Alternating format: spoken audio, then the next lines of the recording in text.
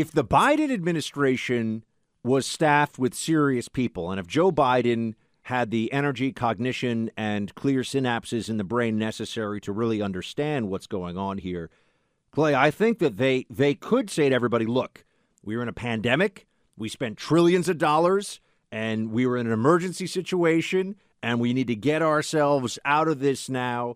And that is going to require some difficulty, but we're going to make smart decisions. We're going to bring on some business leaders into this White House. There are things they could do. What they have been doing all year is saying, look at all the jobs we created. We're great. This is a great economy. What are you talking about? And the American people are looking at them saying, can't afford my gas, my groceries, or my mortgage, buddy. It's not so great.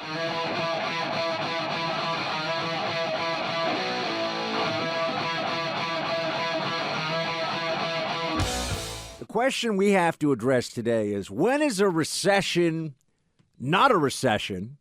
I think the answer is when a Democrat is president. That's when all of a sudden a recession is something else. It's a recovery. It's a transition. It's a mitigation measure, whatever. It's something else. It's not actually a recession, especially when you're almost at the August recess and you got a midterm election coming up. Here is just a sense. I mean, they've got Brian Deese, the economic advisor in this White House, who's out there trying to make the case. There are a few people you'll see popping up on TV, not making a compelling case or even a coherent one, trying to tell everybody about how this is not really a recession. Here is what they say sometimes versus other times. 2 negative quarters of GDP growth is not the technical definition of recession. It's not the definition that economists have traditionally relied on. The definition of a recession is a decline in output for 2 consecutive quarters, or about 6 months. A recession is just 2 consecutive quarters of economic decline. When we talk about the possibility of a recession, what is a recession? A recession is 2 consecutive quarters. 2 consecutive quarters. 2 consecutive quarters. 2 consecutive quarters of declining GDP. Because, as you know, it's 2 consecutive quarters of down GDP. That signals it is actually a definition of a recession. I mean, the most common definition of a recession, 2 consecutive quarters of negative growth. Even if we don't have 2 consecutive quarters of negative growth, we might have 1 quarter of growth so deep that it's classified as a recession. I mean, Clay, to be fair, if they can redefine the word woman, redefining the word recession is pretty easy in comparison. But I think everybody sees the game here. If you wonder what the number is going to be, about a week ago, this argument began to be trotted out that it wasn't a recession until it's officially called a recession by the grand poobahs in charge of economic analysis. And Buck, oftentimes, they don't even make their official statement on recession having arrived until a year after the recession has already been here. So what seems quite clear is Republicans are going to argue, rightly, that the traditional definition of recession is 2 straight quarters of declining GDP growth. We already were down 1.6% in quarter one. We're likely going to be down tomorrow, early in the morning when this number comes out, for the second quarter.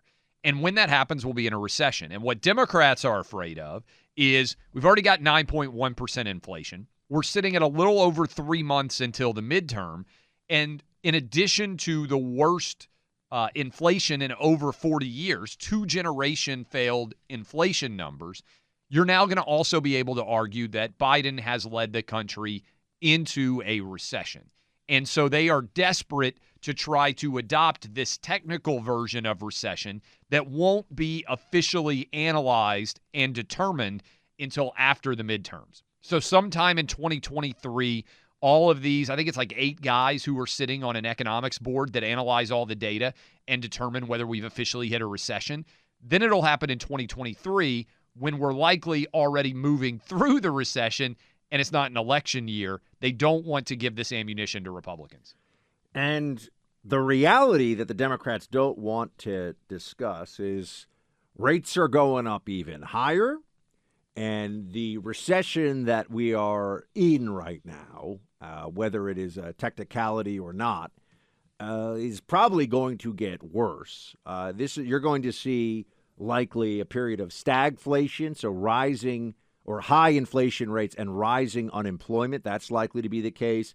So they're trying to do this slow roll, boil the frog in the pot slowly approach to the economic reality we are all in. Here's an economist over at KPMG saying, look, the reality here is that the Biden economy is not good and it's going to get worse. At the end of the day, the worst mistake would be to allow a repeat of the 1960s and 70s where we let inflation erode living standards and squeeze profit margins, last compound a vicious cycle that went on for years. That's worse than a recession. Nothing is good. This is between a rock and a hard place, and there's no way to extract ourselves without there being some pain. Now, if the Biden administration was staffed with serious people, and if Joe Biden had the energy, cognition, and clear synapses in the brain necessary to really understand what's going on here, Clay, I think that they could say to everybody, look, we were in a pandemic, we spent trillions of dollars, and we were in an emergency situation, and we need to get ourselves out of this now. And that is going to require some difficulty, but we're going to make smart decisions. We're going to bring on some business leaders into this White House. There are things they could do. What they have been doing all year is saying, look at all the jobs we created. We're great. This is a great economy. What are you talking about? And the American people are looking at them saying, can't afford my gas, my groceries, or my mortgage, buddy. It's not so great. They're in a really tough spot in this respect, Buck. 2/3 of the American economy is consumer spending. So if consumers recognize that we're in a recession, which I think consumers have, what happens? People start to spend money less. And this is what you're seeing with the earnings numbers that are coming out. Walmart is always a good approximation of the larger national economy. Remember last year when Walmart came out and said, hey, we're starting to see people trade back to generics a little bit? Instead of buying the expensive brand of peanut butter, they're buying a Walmart version. They're saving a little bit of money. They came out and said that.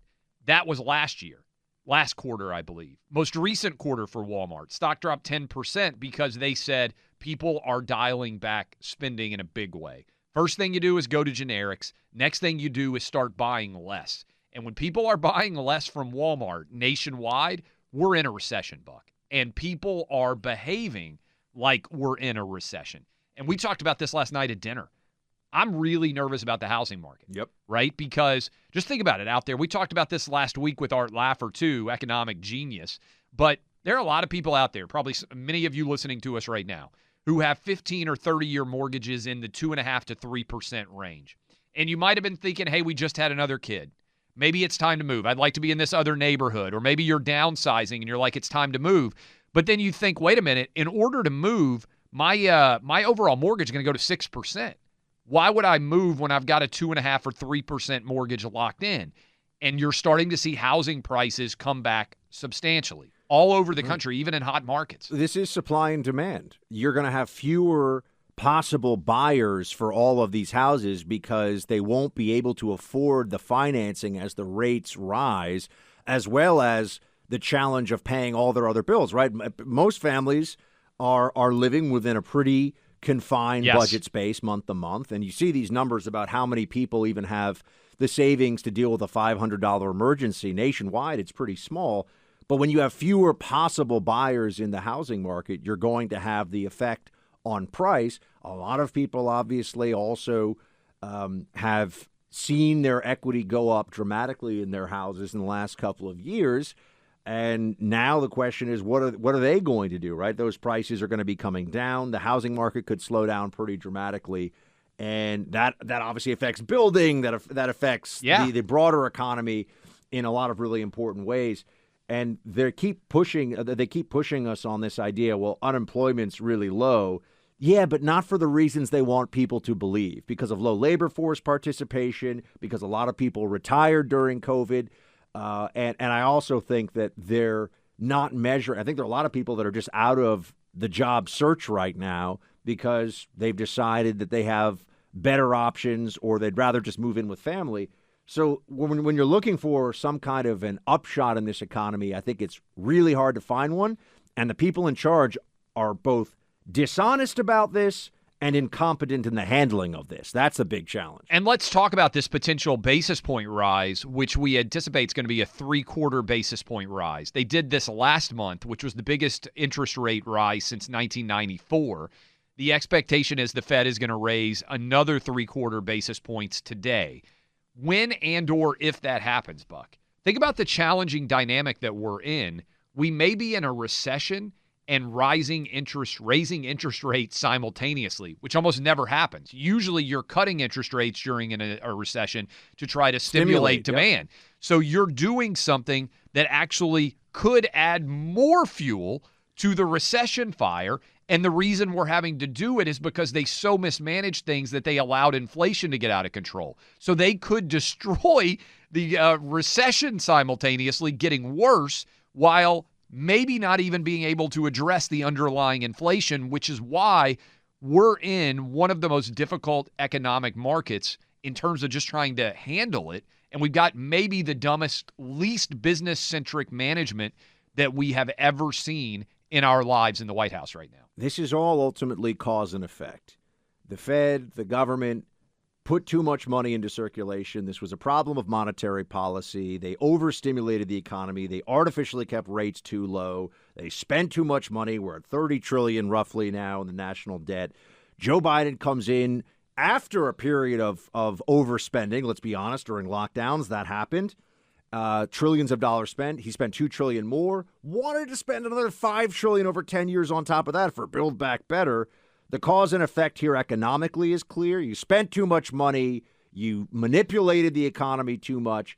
And so now there's going to be the pendulum swinging in the other direction. The political cause and effect should be the people that wanted to do this even more than they already did and have no idea how to actually operate within a free market economy to make things grow and improve and get better for all of us.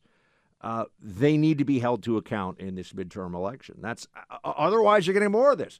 They still think if we could spend more. Remember, the stimulus package under Obama, remember what the criticism was when the Obama economy wasn't even a trillion. Wasn't even a trillion. And their whole thing, though, was that, we didn't spend enough. That was always the thing. It's always more spending.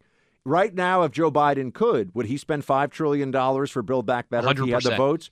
100% he would do it. They think they know how to put the money to work better than the American people do. They have to be taught a lesson.